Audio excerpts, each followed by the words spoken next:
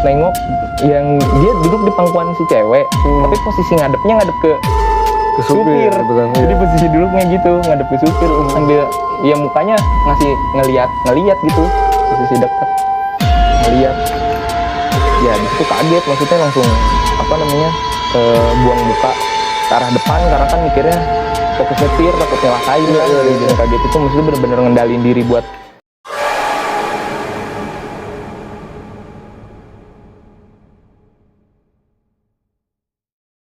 Assalamualaikum warahmatullahi wabarakatuh. Selamat malam Sobat Jagat dimanapun Anda berada. Nah, pada malam hari ini kita kedatangan narasumber yang ingin bercerita tentang pengalaman pribadinya sewaktu dia pulang dari daerah Bandung. Nah, kejadian ini hampir sama dengan kejadian yang dialami oleh rombongan pelajar dari kota Depok. Bagaimana kelanjutan ceritanya? Tetap di Jagat Pasundan 19, The Story of Mystery.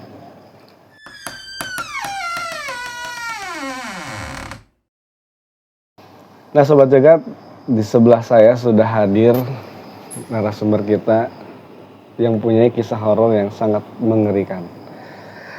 Sebelah saya Kang Agi. ya. Kang Agi gimana kabarnya Kang Agi? Alhamdulillah sehat walafiat. Nah, kesibukan sehari-harinya apa Kang? Sehari-hari masih ngajar olahraga. Ngajar olahraga ya Kang? Olahraga ngajar, beda. Ngajar musik. Oh musik? Ya. Musik. Musik apa itu? Gitar. Oh gitar. Khususnya, ya. Sobat Jagat, jadi Kang Agi ini sehari-harinya mengajar musik ya? Iya. Nah, katanya Kang Agi punya pengalaman pas pulang dari daerah Bandung ya Kang ya? Sempat mengalami remblong ya Kang ya? Waktu itu. Iya, ngelos lah. Ngelos, nggak ngeblong banget, nggak yang ngeblong banget sama sekali. Kalau ngeblong kan kayak kerusakan aja. Iya. Iya. Nah Sobat Jagat, kalau kalian ingat cerita ini pernah dibawakan oleh Kang Dio di episode kemarin tentang kecelakaan bus maut itu. Nah ini orangnya Kang Agi nih yang bakal bercerita lebih detailnya seperti apa gitu. Nah awal mulanya gimana Kang bisa mengalami remblong gitu kan? Patet. Waktu arah pulang dari Bandung kan biasa nggak pakai jalan umum tuh. Nggak lewat tol maksudnya. Waktu pas abis ngelewatin Tangkuban Perahu kalau nggak salah kurang lebih. Kan nemu beberapa tikungan sama turunan. Pas posisi turunan tikungan itu mobil pas diinjek fungsi remnya nggak berfungsi dengan normal. Jadi mobil posisi kecepatan ya cukup kencang lah. Pas diinjek remnya nggak langsung bahasanya nggak langsung kontan ngerem. Iya sampai si pedal rem diinjek dalam setengah tuh sama sekali nggak fungsi. Biasanya mobil kan sepanas-panasnya cakra mobil. Kalau diinjek bener-bener dalam kan masih ada hentak sama sekali enggak. Jadi mobil terus aja ngelos aja gitu. Tadi di situ perasaan Kang Agi gimana tuh ketika mobil ngelos? Panik ya. Iya. Nah kata kemarin kan sempat diceritakan ya oleh Kang Dio, katanya Kang Agi ini sempat ngelihat hal-hal mistik gitu ya, ngelihat makhluk-makhluk gitu. Iya, kurang lebih gitu. Iya. Nah bisa diceritakan ya Kang, awalnya Kang Agi melihat sosok itu tuh bagaimana Kang?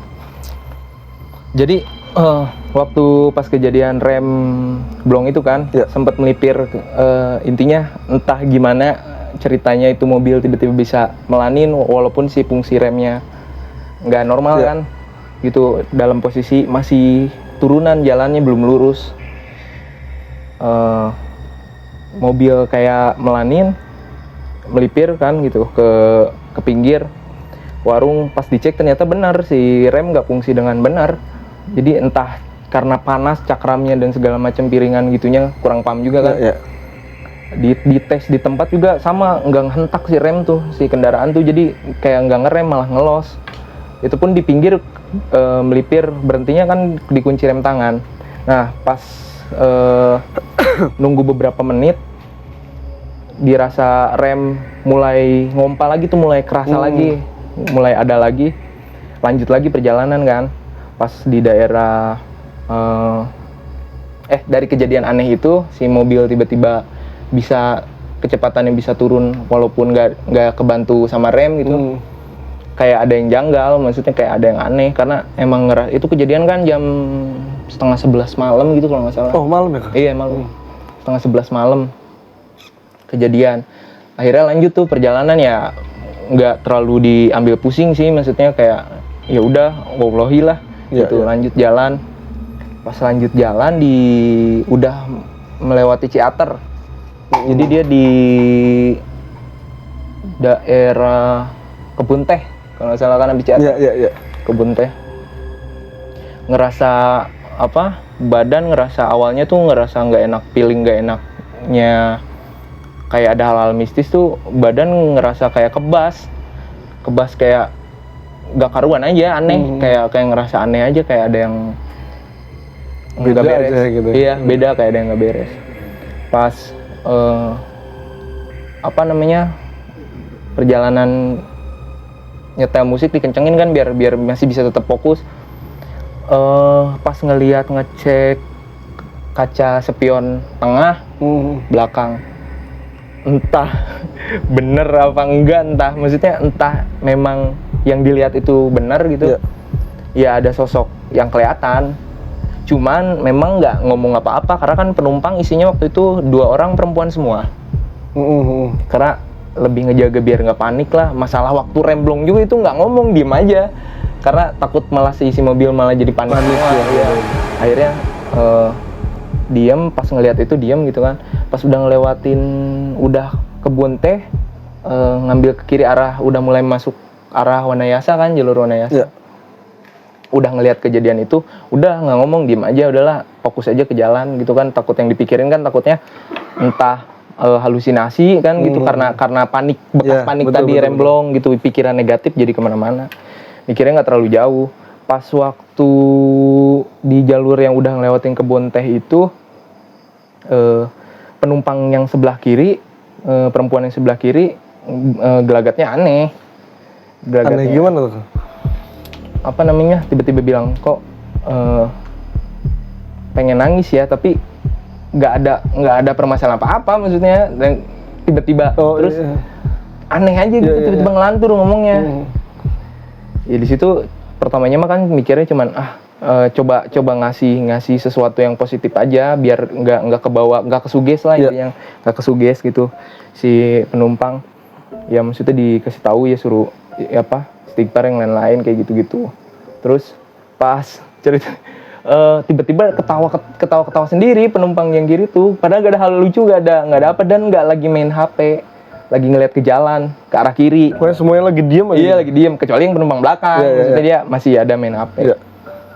Tiba-tiba ketawanya tuh bukan kayak ketawa orang, maksudnya bukan kayak ketawa orang pengen ketawa gitu, kayak tiba-tiba cuman ketawa sepatah dua patah ketawanya tuh. Jeda aneh lah gitu. Pas nengok tiba-tiba dari ketawa nangis. Terus dia bilang, mungkin kalau bilang bahasanya kesurupan sih terlalu ekstrim dah, karena biasa kesurupan kan jatuhnya nggak sadar. Ini dia masih sadar, cuman dia bilang ini kenapa ya kok nggak bisa berhenti, pengen ketawa terus tiba-tiba pengen nangis katanya, terus nangis tanpa hal sebab yang jelas, maksudnya begitu sambil nenangin sambil nyetir gitu kan, ambil fokus nyetir, begitu nengok ke kiri ya ngelihat yang intinya yang kasat mata nampakin. Wujudnya apa tuh Kang? Nggak, males sebenarnya ngejelasin wujudnya, tapi lumayan bikin ngeselin gitu, maksudnya wujudnya gitu, mata merah perempuan juga. Perempuan mata merah yang posisi duduknya tuh ada di pangkuan si perempuan yang penumpang sebelah kiri. Oh, ada di bener-bener pas di pangkuannya gitu. Iya, tapi sebelum disclaimer dulu nih, gue bukan indigo maksudnya, bukan ngelihat jelas, cuman kecepet gitu loh. Pas nengok yang dia duduk di pangkuan si cewek, tapi posisi ngadep ke supir gitu kan, jadi posisi duduknya gitu ngadep ke supir sambil ya mukanya ngasih ngeliat gitu, posisi dekat ngeliat. Ya di situ kaget, maksudnya langsung buang muka ke arah depan karena kan mikirnya fokus nyetir takut nyelakain kan. Jadi kaget itu maksudnya bener-bener ngendalin diri buat fokus nyetir gimana caranya, udah gitu aja. Udah pas nengok lagi nggak ada, tiba-tiba yang penumpang yang kiri itu yang nangis langsung, kenapa ya kok gue nangis ya, nggak tahu kenapa, kayak sedihnya dalam banget kata dia gitu. Tapi gue nggak ngomong apa-apa di situ, nggak berani ngomong apa karena pertama masih belum keluar dari area, masih jauh lah perjalanan. Yang ditakutkan nanti ya itu balik lagi panik, malah jatuhnya sepanjang jalan malah jadi perjalanan yang kurang nyaman. Iya betul. Tambah lagi takutnya kesuges ya. Iya, itu jatuhnya takutnya dari apa yang ternyata gue lihat ternyata cuman belum tentu itu bener-bener nyata ya, maksudnya takutnya halu karena yang tadi jatuhnya banyak ada hal janggal sebelumnya, malah bikin yang lain kesuges, akhirnya malah jadi kesurupan beneran. Betul. Yang ditakutin. Malah jauh lebih repot kan, karena isinya cuman laki-laki, cuman gue doang, itu dua perempuan. Gitu. Nah terus gimana tuh setelah melewati jalan tersebut gitu kan, setelah melihat itu ngerasa hilangnya tuh di mana tuh kan? Waktu pas di pesantren Wanayasa yang pinggir jalan tuh, pesantren yang gede yang warna hijau, yang lampunya suka terang, yang pas percis banget pinggir jalan tuh. Lo tahu pesantren. Di situ mulai kerasa plong karena sebelumnya waktu pas yang di kejadian banyak hal itu yang pertama kali ngeliat di kaca spion tengah yang sebelum dia ada pindah di penumpang kiri, emang gue ngerasa, yang gue rasain aneh tuh badan gue ngerasa gak ada setengah, kaki tuh ngerasa, makanya gue nyetel musik gue kencengin biar gimana caranya bikin gue sadar. Gue takutnya memang bener ada hal janggal ya, mungkin ya, memang bener ada hal janggal dan emang yang kesugesnya gue, karena gue makanya musik gue kencengin tuh biar gimana caranya badan gue ngerasa normal lagi, kaki nginjek pedal sama yang lain-lain kayak nggak ada rasanya sama sekali, nggak kerasa setengah. Itu pun mata ngelihat tuh kayak bahasanya kunang-kunang, gelap, ngelihat kayak gitu kayak yang ketutup. Itu makanya nyetel musik dikencengin aja sengaja biar tetap sadar. Nah itu gue ngerasain nggak ada setengah itu sampai kayak itu pesantren Wanayasa, tiba-tiba kaki gue kerasa lagi tuh. Di situ sedikit lega, langsung plong aja gitu. Plong normal lagi. Ternyata itu kayak yang setengah, nggak ada. Gue entah nggak ngerti juga kalau memang bener. Maksudnya bukan gue nggak percaya, maksudnya ya percaya ada hal gaib.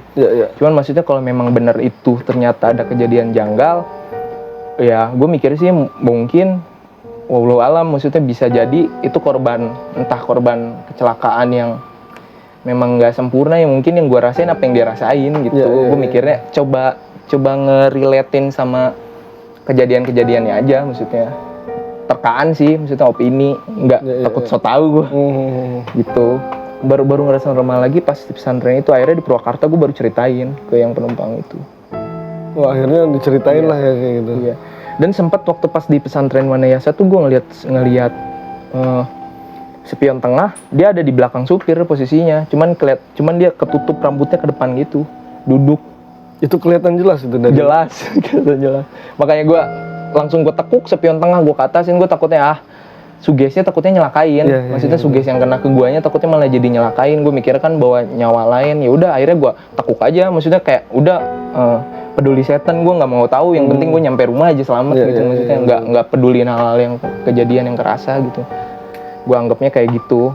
Akhirnya Purwakarta gue baru berani tuh bilang kenapa gue udah tadi diem aja. Memang penumpang juga sedikit ngerasa janggal waktu pas kejadian selama turunan itu sampai berhenti. Pas berhenti mereka nanya, maksudnya kenapa kok berhenti gini? Gue cuman bilang ini kayaknya mobil remnya panas deh, diinjek soalnya nggak respon, nggak langsung respon kan. Bener-bener sampai gue injek dalam juga itu mobil tetap aja nggak sama sekali nggak ada hentakan, bener-bener iya sama sekali. Masalahnya itu gue sering bolak-balik ke Bandung dan nggak cuman beberapa kali, maksudnya kalau pulangnya suka lewat daerah situ. Karena kadang kan kalau pulang di atas jam 10 kartu tol udah nggak bisa ngisi di Indomaret, harus nunggu nanti delay lagi jam 1 malam. Akhirnya karena nggak mau nunggu sampai malam kan, akhirnya pulangnya lanjut lewat jalan biasa gitu. Dan malam itu baru pertama kalinya, dan mobil itu selama gue bolak-balik Bandung lewat jalur situ selalu aman, nggak pernah mau posisi mobil itu panas segala macam, nggak pernah kejadian gitu. Si rem tuh pasti respon, walaupun lagi posisi kenceng sekenceng-kencengnya di turunan juga, ini sama sekali nggak respon. Sampai gue jajal injak dalam juga sama sekali nggak ada respon. Iya betul. Sampai yang anehnya itu mobil kan manual, buat sengaja gue turunin ke gigi 1 biar si mobil kalau posisi kenceng nahan sama si giginya nahan itu sama sekali tetap gak ketahan, mobil terus aja. Untungnya kosong jalannya, kalau nggak kosong entah kayaknya nubruk orang gua. Berarti bahaya juga ya kayak gitu. Jadi kalau ketika pas pertama kali lihat nih, kan Kang Agi sebelumnya belum pernah nih ngelihat seperti hal-hal yang gaib seperti itu. Apa udah pernah sebelumnya, Kang? Pernah, tapi nggak sejelas yang itu ini sih. Iya. Nah, pas awal pertama ngelihat kan ada di belakang tuh. Iya. Itu posisinya di mana? Di tengah pertama kali mah. Oh, ada di tengah. Iya.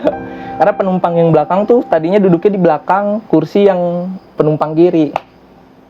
Posisinya. Oh, sebelah sana berarti. Iya, penumpang yang belakang. Jadi dia di tengah. Duduk. Tapi tetap rambutnya ke depan gitu. Waktu ya pokoknya ngeliatin mukanya itu Pas di samping. Iya. Gila sih ini. Merinding.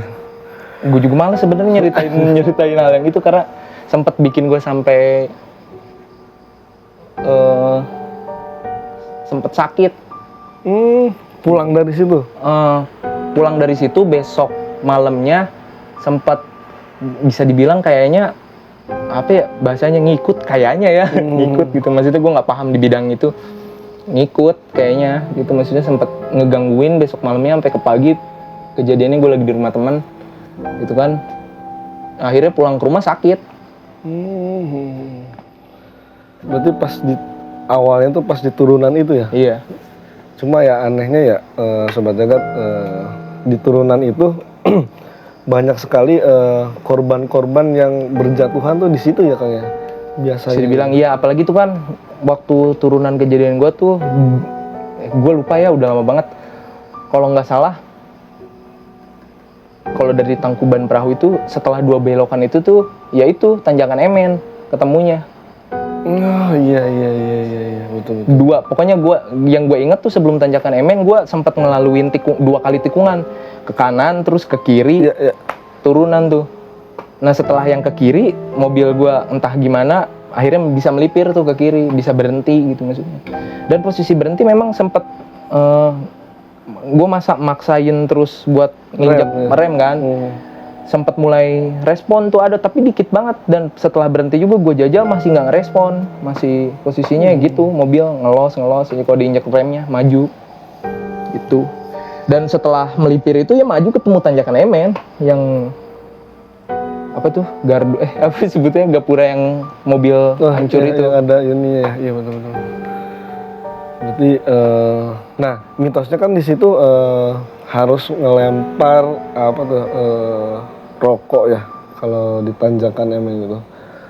Pernah dengar sih. Ya soalnya kan banyak apa ya namanya, konten kreator juga bilang kalau di situ tuh harus ngelempar, ahli spiritual lah yang pernah nge-review di tanjakan Emen gitu ya, suka bilang kalau harus ngelempar rokok gitu, 1 batang rokok. Nah, apakah Kang Agi pas di situ ngelempar nggak Kang? Nah, enggak, karena gue pribadi bukannya lebih ke apa, tengil atau nangtang, enggak. Maksud gue, kalau gue secara logika mikirnya, kalau lu ngelempar sebatang rokok hanya ada di satu titik tempat, namanya makhluk halus kan nggak ada di situ doang. Iya betul. Maksudnya kalau emang lu mau menghargai bahasanya ya, gua bahasa yang menurut gue itu kalau lu bahasanya lu mau menghargai si penghuni di situ, maksudnya terus apa kabar yang lain? Gak adil dong, maksudnya semua juga kan pengen dihargain.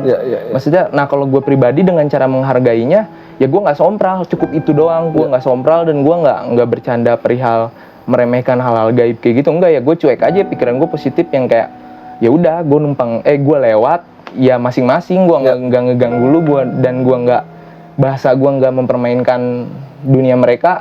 Ya udah, itu cara gue menghargai sesama makhluk walaupun beda alam ya sebutannya. Betul. Gitu. Jadi nggak melulu kayak mikirnya harus lempar. Enggak sih, gue nggak mikirnya gitu. Bahkan kayak banyak mitos lewat tempat mana harus ngelakson. Nggak gue lakuin karena menurut gue ya udah masing-masing, penting gue ya balik lagi nggak melanggar norma tadi yang nggak meremehkan mereka gitu. Maksudnya gue tahu mereka ada, ya udah masing-masing. Gitu. Iya betul.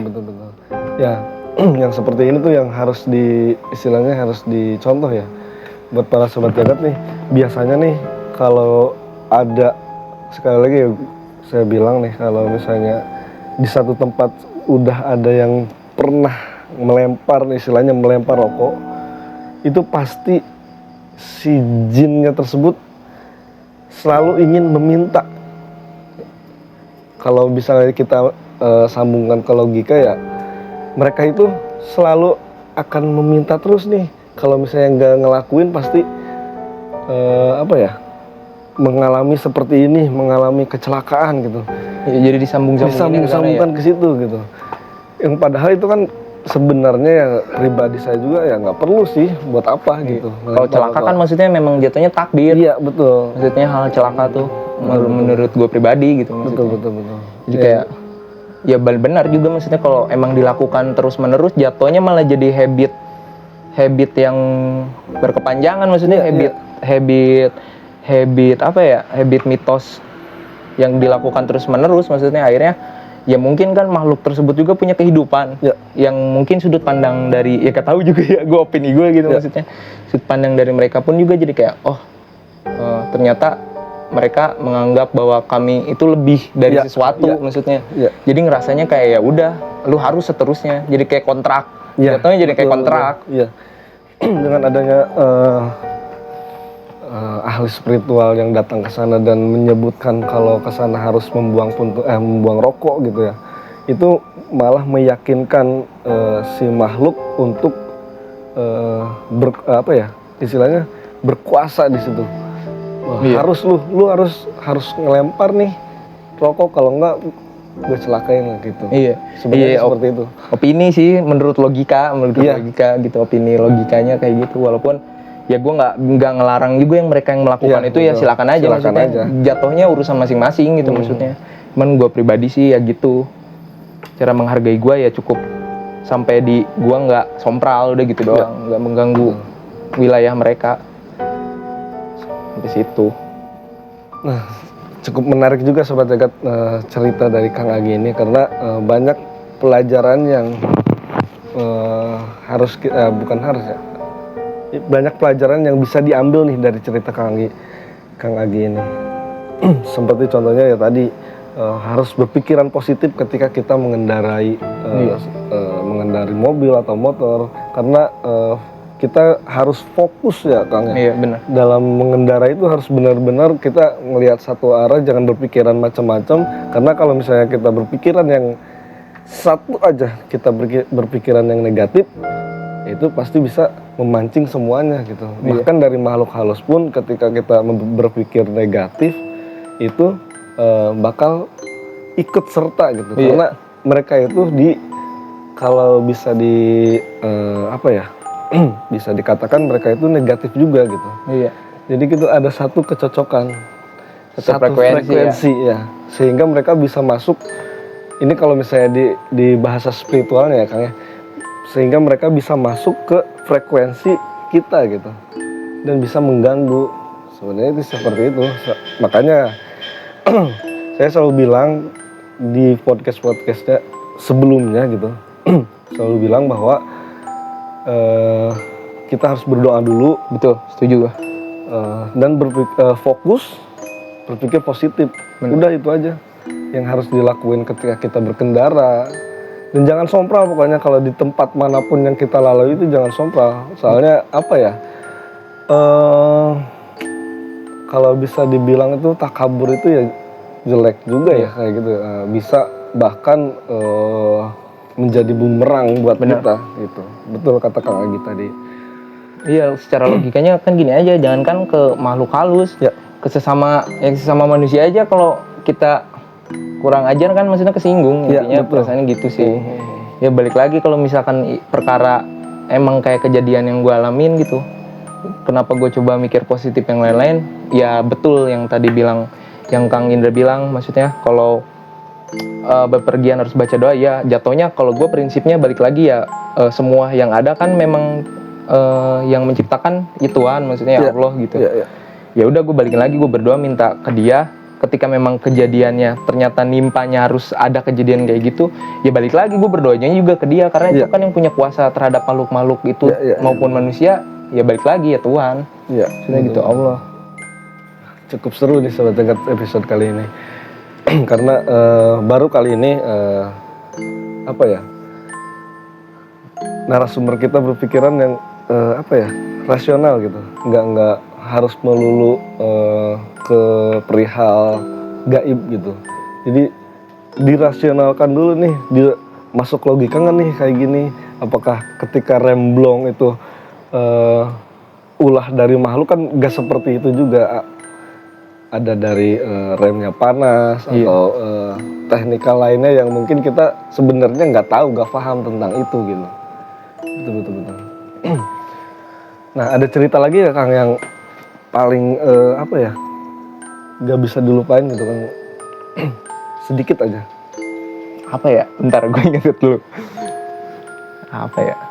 Cerita apa nih? Mistis berarti kan? Iya, mistis. Yang istilahnya udah dimasukin ke logika tapi nggak masuk gitu. Oh, waktu SMP gue pernah di rumah. Nah, gimana tuh Kang? Lagi buang air kecil. Ada suara perempuan ketawa. Itu di mana? Di rumah? Di rumah, di WC maksudnya. Di kejadiannya di WC gitu. Pas lagi buang air kecil ada yang ketawa. Jelas banget. Deket tuh. Deket banget. Jelas banget. Cuman gue sempet yang kayak, ya balik lagi karena gue orang ngecuek kayak, ya udah, ya memang kalau lu menunjukkan eksistensi lu ada, ya udah memang lu ada, maksudnya gaib itu memang dijelaskan juga ada kan di Al-Qur'an. Iya, betul. Makanya ya udah gue sempet cuek kan. Walaupun panik sih dikit. Ada panik. Pasti ada paniknya. Dan lucunya sakit itu juga wah kejadiannya. Sampai sakit. Berarti setiap ada kejadian itu sakit ya? Enggak semua. Cuman itu yang termasuk gua sampai sakit. Sampai berbadan demam, tapi demamnya bukan kayak demam tapi kayak bukan demam penyakit, panas tapi kayak demam badan tuh. Cuman minum obat apa nggak mau turun, nggak mau sembuh. Ya mungkin itu tadi ya, satu frekuensinya tadi bisa mengganggu tubuh kita gitu. Nah bahkan kalau kita sudah satu frekuensi dengan mereka, ya itu timbulnya ya merusak ke badan kita juga sih sebenarnya Kang gitu. Jadi ada kesinambungan sehingga mereka tuh bisa masuk gitu. Sebenarnya kan kalau misalnya dikatakan jin itu tidak bisa memasuki dari tubuh manusia sebenarnya gitu. Tapi karena ada hal-hal tertentu yang misalnya bisa menjadikan dia masuk untuk ke jalur lah ya, ada jalur tertentu gitu. Seperti tadi misalnya kita berpikiran negatif, yang mereka juga negatif, akhirnya bisa bertemu tuh dalam satu frekuensi seperti itu Kang. Seru sekali ngomong sama Kang Agi ini. Udah segitu aja Kang. Cerita dari tanjakan di Ciater kan? Ya, kalau cerita yang di tanjakan Ciater sih emang cuman segitu. Jadi ya cuman sampai ya udah itu yang titik gue balik sakit. Ya. Walaupun gue sebenarnya sempat ngerasa kayak yakin apa enggaknya, karena bener nggak ya itu apa yang gue lihat gitu, maksudnya kayak apa halu, tapi halu kan apa jelas dan Jelas, rasanya ya. nyata gitu, Iya, maksudnya iya, kayak kerasanya nyata gitu. Nah oh iya nih, pas ketika pulang gitu Kak Agi ya dari Bandung ini, pas ketika pulang, apa Kak Agi apa namanya tuh ngomong nggak ke ahli spiritual atau ke ustadz gitu untuk memvalidasi bahwa oh itu tuh benar gitu? Gimana ya? Kalau ke maksudnya ke ahli agama gitu, maksudnya kayak tokoh-tokoh ustadz enggak sih kalau sampai ke sono. Cuman waktu pas kejadian ada di rumah kawan tuh ada temannya temen yang sedikit menjelaskan tentang sosok tersebut. Singkat sih, secara singkat. Berarti ya udah, gue mikirnya kayak oh ya kalau memang ada yang ikut ya udah, yang penting ya udahlah, maksudnya kembali lagi ke tempatnya aja, maksudnya toh gue juga nggak ada niatan buat ngeganggu dia gitu. Ya, betul. Ya mungkin emang jatuhnya lagi emang waktunya aja gue nyangkut sama hal-hal yang kayak gitu gitu maksudnya. Walaupun setiap hari, walaupun kita gitu setiap harinya memang kesehariannya ya bareng sama mereka gitu. Secara kalau pembahasannya secara agama ya, maksudnya yang dijelaskan banyak di Al-Quran gitu. Lebih ke hal-hal kesono sih, maksudnya ngelihatnya nggak yang diambil pusing terlalu panjang gimana gitu. Karena yang gue pikir ya udah masing-masing. Kalau diurusin terlalu jauh juga pusing ngapain? Iya, nggak ada gunanya juga sih sebenarnya kalau saya harus dipikirkan sampai sejauh itu nggak bermanfaat juga sih sebenarnya. Iya, malah jadi jatuhnya bingung sendiri.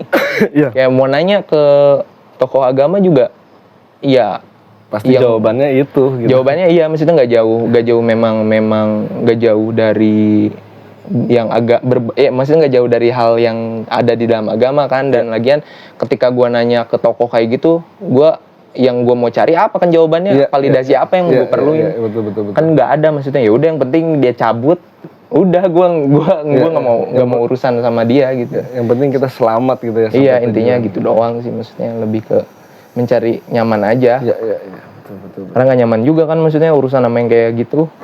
Iya, betul. Oke, makasih Kang Agi atas ceritanya nih. Mungkin lain kali bisa cerita lagi di Jagat Pasundan. Insya Allah, nanti kalau mungkin ada hal-hal yang cukup menarik sih. Ya. Oke, makasih Kang Agi ya. Siap. Sukses terus buat Kang Agi. Amin. Oke, buat Sobat Jagat yang punya cerita atau pengalaman mistis yang nyata bisa kirimkan langsung ke alamat email kami di ngajagatpasundan19@gmail.com atau bisa kirim ke IG kami di jagatpasundan_19. Jangan lupa yang belum subscribe, like, komen, dan share sebanyak-banyaknya agar kami lebih semangat untuk berkonten. Tuhan menciptakan makhluk dari yang terkecil sampai yang terbesar, dari yang terlihat sampai yang tidak terlihat. Untuk itu kita harus saling menghargai, menghormati, berperilaku yang baik dimanapun kita berada, karena mungkin mereka ada di sekitar Anda. Saya Indra beserta seluruh tim Jagat Pasundan 19 undur diri. Wabillahi taufiq wal hidayah. Wassalamualaikum warahmatullahi wabarakatuh. Sampai jumpa minggu depan.